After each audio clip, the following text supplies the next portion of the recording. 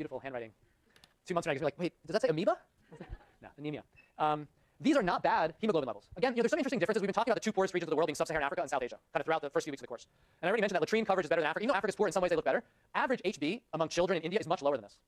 This isn't too bad, actually, for average HB.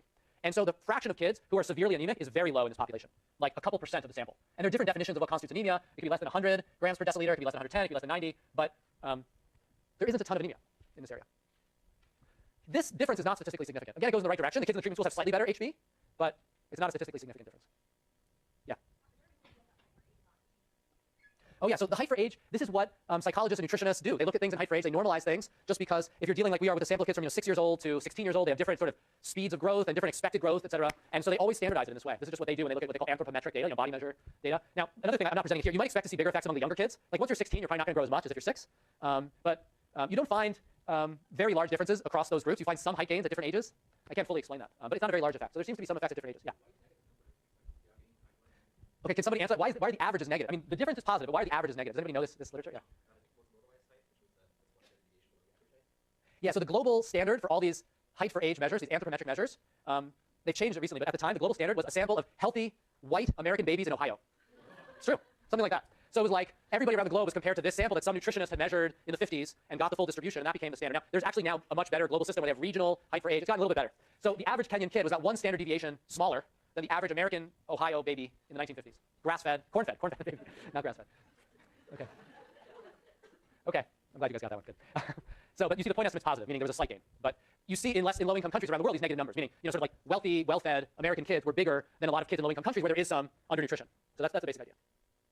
And there's a big debate about if there are meaningful differences across ethnic groups in different parts of the world and whether there should even be one standard. And yeah. Exactly. On average, in group 1. Exactly. Yeah, so this minus this is that. Yeah, yeah. No, I know, when you see multiple negatives, yeah, so. Okay. Got it. Okay, we talked about the differences across schools. Now we're going to get to some more fun stuff, which is within school externalities. So you guys have brought this up. You've been mentioning reinfection. I kind of primed you for this by talking a lot about the epidemiology of the disease on Thursday. If I'm healthy, but you're near me and you're sick, I'm going to get sick. If I don't have good hygiene, I'm going to come into contact with worm eggs and I'm going to get sick myself. In contrast, if I'm healthy and you're sick, you're going to get infected less because I'm healthy, because I'm not going to pass infections along to you. There's different ways to think about this. One is across schools. There were these good comments saying, look, across schools, we're going to have this kind of externality.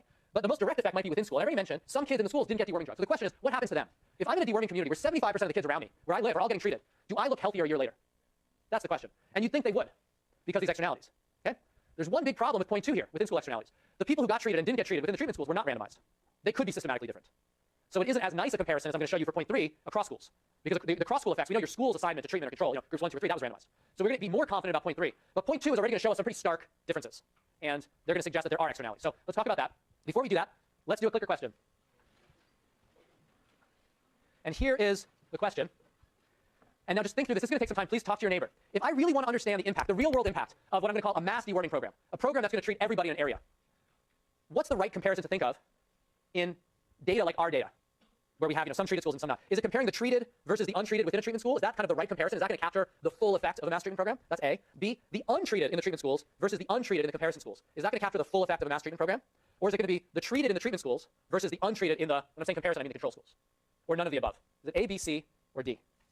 That's like going to capture the full effect of a mass treatment program. So now I'm like playing with you a little bit because we've been talking about treatment as one thing, and now there's going to be 2 dimensions of treatment, which I'll make formal in 2 slides. You can talk to your neighbor if you want. You don't have to. You don't have any friends today. It's okay.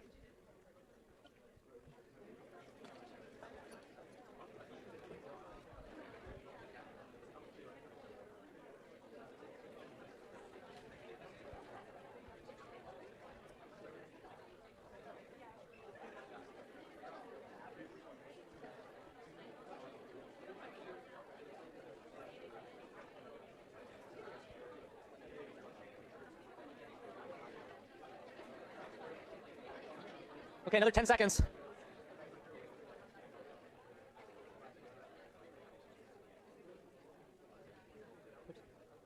Okay, so it was really interesting. The numbers were bouncing. I can see when you guys are inputting them. They're bouncing around a lot. So some of you were changing your votes, which is good. So this is the distribution. There's a lot of math at C, although there's some spread. Can someone articulate why A is the right answer if you gave A and you feel comfortable that A is the right answer? Why is that going to fully capture the effect of the mass treatment program? There are 10 of you or something. I think you guys are all the ones who are like looking down right now. I don't know which ones did it. I don't know that much. Okay, no one feels comfortable. Can anybody defend B, the untreated in the treatment schools versus the untreated in the comparison schools? Why is that the right comparison to capture the full effect of the mass treatment program? Yep. Well, I think one of the main sort of goals of this program is to understand the externality effect of it and understanding how the treatment is affecting the Okay, so this is going to help us understand something interesting, which is the externality, B, but it's not actually going to help us capture the full effect. So can someone articulate why C is the maybe right answer to this? Yeah.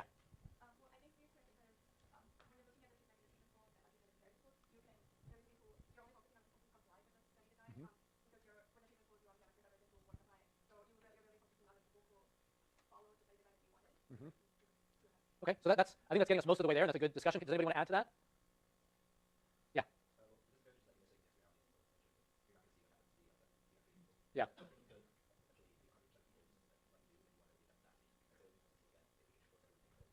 Yeah, so this C is not perfect, but C gets us closer to a world where I'm a treated person surrounded by treated people, which is what happens in a mass treatment program, versus I'm an untreated person surrounded by untreated people, which is close to what a control group would look like. So it gets us closer to that counterfactual of accounting for any direct effect plus externality effect. So I think the point before about the externality being interesting is totally right. And I'm going to basically show you a comparison just like B in like 2 slides and say this is really important to understand, but it's only going to capture a piece of the effect. And so C captures that and more. Now, if you answer D, you are maybe right in the sense that this real-world program didn't have perfect take-up, and there's also going to be the issue of the cross-school externalities, which we haven't gotten to. So the way I pose the question here doesn't even deal with the cross-school externalities. So if you put D and you were thinking, oh, this doesn't deal with cross-school externalities, then D would be the right answer too. So just depending on how you interpret it, I think C or D could be considered correct answers. Yeah. Yeah. Yeah, externalities included. So if we think that a big part of the benefit of the treatment of a treatment program for any infectious disease is also the externality of that treatment, then we're going to want to capture direct and externality effects. And that's what's kind of neat about this design is that we're able to do so. So let me ask you guys a question which is related to A. If we had not, and let me close this, if we had not had randomization at the school level, but we had randomized within schools, we would basically get a treatment estimate that looks a lot like A here, treated versus untreated people within treatment schools. And I'm going to show you that A looks very different from B, which looks very different from C. Why does that matter? Well, it turns out most studies, even of infectious diseases in public health, are randomized at the individual level. There's also cluster randomized studies like ours, with the cluster being the school. But most of the, for instance, when we did this study, there have been 5 small studies by public health or nutrition researchers looking at the impacts of deworming, all of them randomized within school. Why is that potentially a problem for understanding the effect of a mass treatment program? If the externality is really high, like I'm literally sitting next to you in school, then the untreated may be gaining a lot from being near the treated people in a school. Like almost certainly you're going to underestimate the true effect of a mass treatment program if you're randomizing at the individual level within a community. Because the untreated kids now are not getting reinfected by all the treated kids. So when we went back to those studies, we found something striking, which was if you look at the infection rates in the control groups of those 5 studies, in all of them, the infection rates are falling over time. And the researchers in those studies kind of gave the answer that I gave you, like, oh, maybe there was just some variation over time. Maybe the control group was just getting healthier because of seasonality or weather. That's plausible.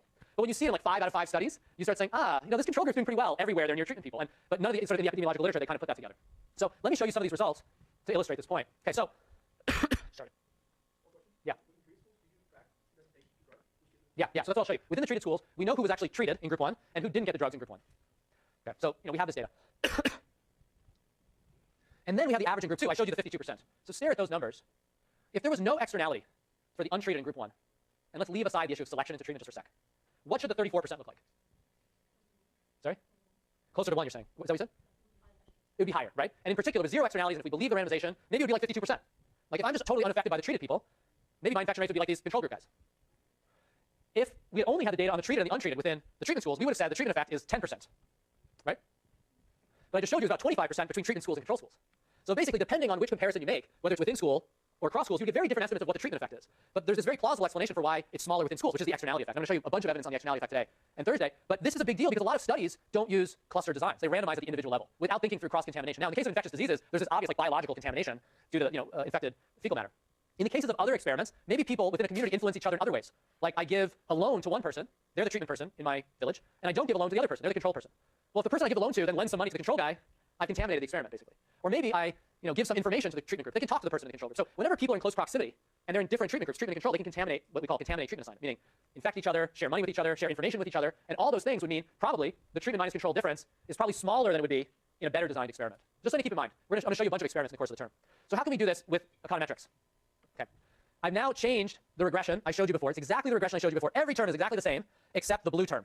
The blue term now is a dummy variable, indicator variable, 0, 1, for did I actually take the drugs myself? And I will tell you that in the control schools, basically no one was taking the drugs. So these people with D equals 1 are people in group 1. They're in the treatment schools. So now we kind of have these 3 groups of people, which is just what I showed you on the previous slide. We have people from T equals 0 and D equals 0, control school. No exposure to treatment. We have people from T equals 1, but D equals 0. I'm in a treatment school, but I didn't get treated myself. Or I have T equals 1, D equals 1. I'm in a treatment school, and I'm one of those 3/4 of the people who took the drugs. And what's interesting is we can kind of decompose this total effect into the sort of direct benefit of being treated versus the externality effect. What is the externality effect? Which term here is the within school externality effect? Is it B or is it C? Which is the externality effect? People find this tricky often at first. Okay, so you guys are saying C is the externality effect. Is that right? Why is B the externality effect? B is the externality effect.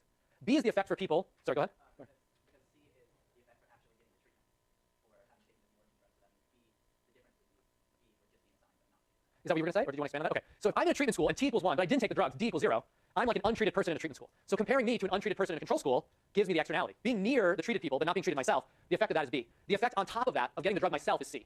So any additional benefit to taking the drug is C. Got it? So let me show you what B and C look like in my last 2 minutes, and then we'll wrap up. Any questions on this? Maybe when I show you the data. So remember the color coding. There was red and there was blue. Red is the externality. This is how much better off I am, even though I'm untreated, just because I'm hanging out in a treatment community. That difference here is 18%. And then there's the blue difference, which is the difference between the treated and the untreated within treatment schools. That's 10%. And those add up to about the 25 or 27%, effect we could think of as a total effect, roughly. Not exactly. So it looks like here the within school externality benefit is actually larger than the direct benefit of being treated on top of that externality. Does that make any sense? Under what conditions does that make sense? Think about reinfection. What kind of reinfection world are we in here? A lot of reinfection. What this is saying is there's so much reinfection that even if I'm treated, I'm only a little bit better than the guy who wasn't treated. We're all just getting reinfected so quickly, basically. Any other thoughts or comments on this? Okay, think about that. One last comment and then we'll wrap up. Yes. Did you find any systematic difference in the data between like infection rates and stuff for boys and girls? Because maybe the boys are more likely to go splash around in like Victoria. We didn't. So we looked for gender differences on a lot of things and we don't find much at all here. We'll continue with this on Thursday.